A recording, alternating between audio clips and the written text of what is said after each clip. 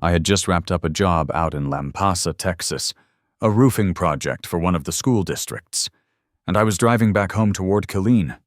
It was mid-August, so hot you'd think the devil himself was running a sauna in my car. Texas summers are basically Mars with a bad attitude. That night, the heat was so over the top I swear my shirt was glued to the seat, and the steering wheel felt like it had just come out of an oven, so naturally I rolled up all the windows and blasted the AC like I was trying to freeze time. It was already late, pushing midnight, and I wasn't really in the mood to take the highway home, so I figured I'd cut through the back roads, save myself about 10 minutes. I'd been through those roads a few times, but not often, and definitely not at that hour. Somewhere along that route, I ended up near a little bridge called Maxdale Bridge. When I hit that stretch of road, I knew where I was. The bridge isn't big.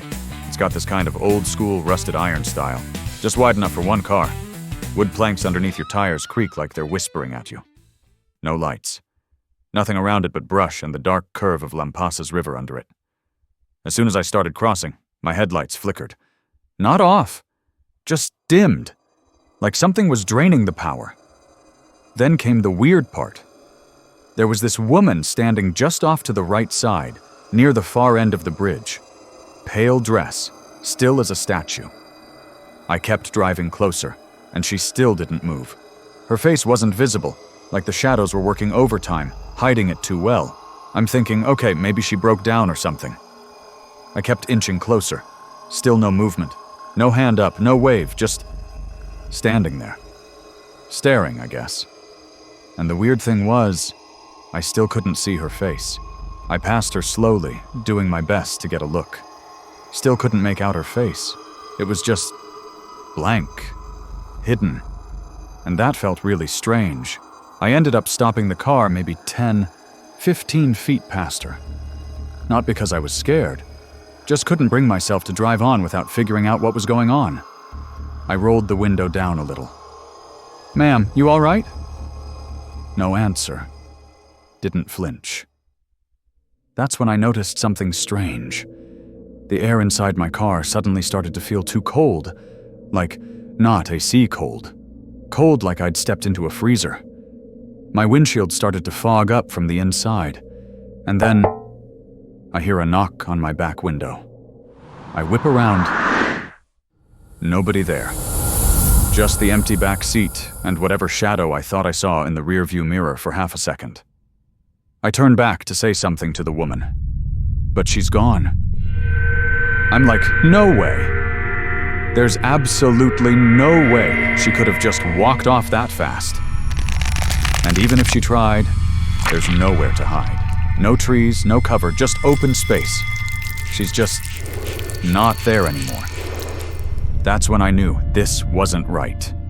I hit the gas and flew off that bridge like I had just stolen the car. My headlights stayed dim until I got maybe half a mile out, then suddenly flicked back to normal like nothing ever happened. I didn't tell anyone for a long time. Not because I was scared, really. I think I was just waiting for the right moment to tell it without sounding completely crazy. A few months later, I was at a buddy's cookout when someone brought up Maxdale Bridge. The moment I heard the name, Maxdale Bridge, I froze. My ears locked onto the guy talking. I didn't even know him that well. Hadn't been paying attention to whatever he was saying before that. But now, he had my full attention. He said something like, "That place is cursed." Then he added, "She tries to hitch a ride off the bridge?" I froze. I hadn't told a soul. He kept going. "Yeah, supposedly if you stop your car on the bridge at night, your headlights cut out, and a girl in a white dress shows up behind your vehicle. They say her boyfriend left her out there years ago, some tragic thing. But whatever you do, don't let her in. And whatever you do, don't look away." I just nodded and sipped my drink like it was the first time I was hearing any of it. But deep down, I knew exactly what he was talking about, because I looked away. That was the only time I've ever seen a real ghost in my life. And I hope to God I never see one again. Wasn't funny at all.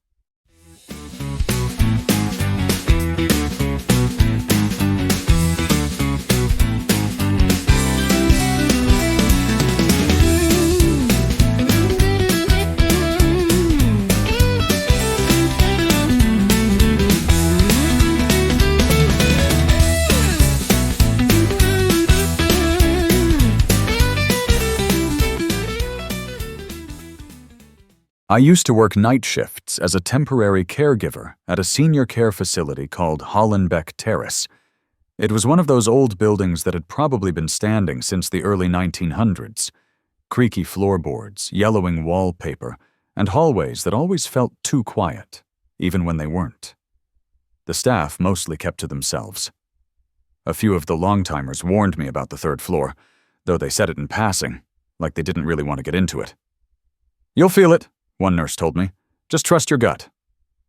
Anyway, one of my shifts landed me on that exact floor. I remember the smell. Old linens and disinfectant, mixed with something. Stale, like air that hadn't moved in a long time. Most of the residents were asleep, but I had one man under my care, Mr. Talbert. He was in his late 80s, barely responsive. Didn't talk much. Just laid there staring at the ceiling. Around 2:30 a.m., I was doing my rounds, standard rotation, starting from room 201 and working clockwise down the east wing, when I heard a door creak open down the hall. I figured maybe one of the residents had gotten up to use the restroom.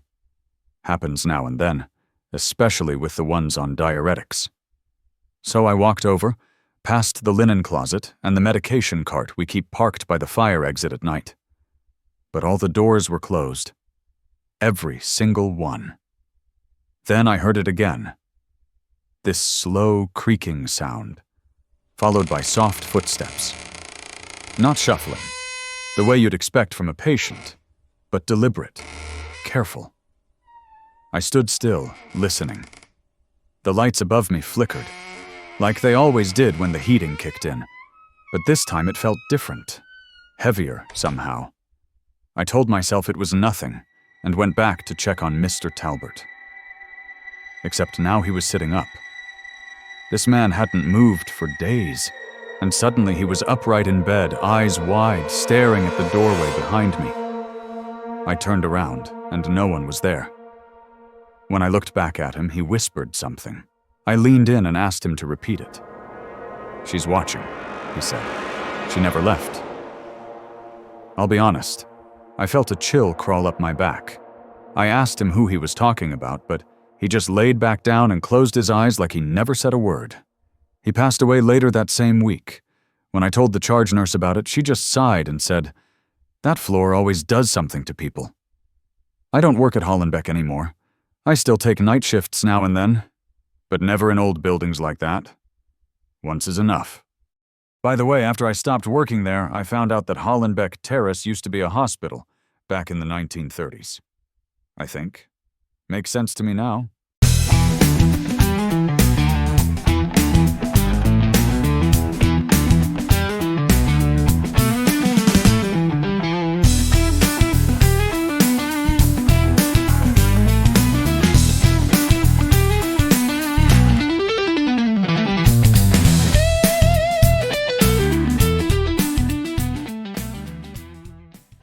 I used to work part-time at a clothing store inside an old outlet mall in Illinois, just outside Joliet. The building had a weird shape and was kind of off the beaten path. Not a lot of foot traffic came through anymore. I was in my early 20s, mostly taking night shifts to help cover my rent. Every now and then, I'd be asked to work a morning shift, but rarely. My manager knew my situation. He was a kind man. The store was called Midwest Styles, and it mostly sold off-brand clothes and shoes at a discount. We had about 24 mannequins, those old fiberglass ones with detachable arms and blank, glossy faces. Some of them didn't even have full features, no mouths, no eyes, just smooth white faces like statues out of a weird art exhibit. There was this one time a few months earlier. I barely even thought about it until later, but I came in to open the store one morning, and one of the mannequins was just lying on its back in the middle of the aisle. It wasn't broken or anything, just there. Now, sure, people mess around, customers knock things over, but it was the position that was odd. In the middle of the aisle. Why the middle? That was the part that bothered me. It looked almost deliberate, like someone had laid it down gently, flat on its back, arms by its side. I even joked with my coworker that it looked like it had fainted, right there in the middle of the aisle. She shrugged it off, and so did I. I stood it back up and didn't give it much more thought. Nothing weird happened again for weeks, months even. But for some reason, that moment stuck in the back of my head. And then came that night in December. It was a Wednesday, mid-December, freezing outside. Store was dead empty, no customers for the last hour. My coworker had left early because she wasn't feeling well, so I was the only one left to close up. I remember this night because of how quiet it was, but I wasn't exactly in the mood for silence. My birthday was just a couple days away. I had just turned off the overhead music and was folding a stack of hoodies near the back of the store when I heard something fall. It wasn't loud, just a small thud, but it was enough to break the silence. I looked up and saw one of the mannequins had fallen over near the front display. I figured maybe I bumped something and didn't realize it, or maybe there was a draft. But then I remembered the front doors were closed and locked, and there wasn't any airflow in that part of the building.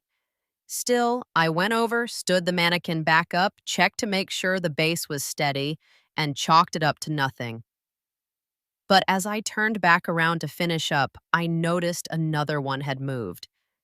I didn't actually see it move, but it had clearly shifted from the way it was supposed to stand. It was easy to tell because all the mannequins near the aisle are meant to face forward toward the aisle, but this one was now turned almost completely around like it had pivoted on its base. I swear I had just walked past it earlier and it wasn't like that. At this point, I'm definitely weirded out, but I'm also tired and just trying to close up. I walk over to it, turn it back to where it was, and tell myself I'm seeing things. I go back to the hoodie table. Fold one, fold two. Then I hear it again. This time it's more like a dragging sound. I look up. 3 mannequins had changed positions. They weren't even subtle about it. One was now completely turned toward the changing rooms. Another had an arm raised that I know I didn't pose that way earlier. The third one looked like it had been moved a few inches forward. Now I'm done playing cool. I grab my stuff, head to the back, and start locking up early. But as I pass the register, something catches my eye on the store security monitor. The back camera, the one facing the employee-only storage room, was flickering. It was showing one of the mannequins inside the storage room, which made no sense. There weren't any mannequins back there. I stared at the screen for a full 5 seconds. The mannequin was just standing in the middle of the room, facing the camera. Blank white face, no eyes, no expression. Then the feed cut to static. I didn't even finish locking the drawer. I grabbed my keys, slammed the gate closed, and got out of there. I told the manager the next day that I'd had a panic attack. He didn't ask questions, but he did admit something weird. He said he never liked being in that store alone either, and that every once in a while the cleaning staff would complain that the mannequins moved around too much. He kind of laughed it off. I didn't. I quit 2 weeks later.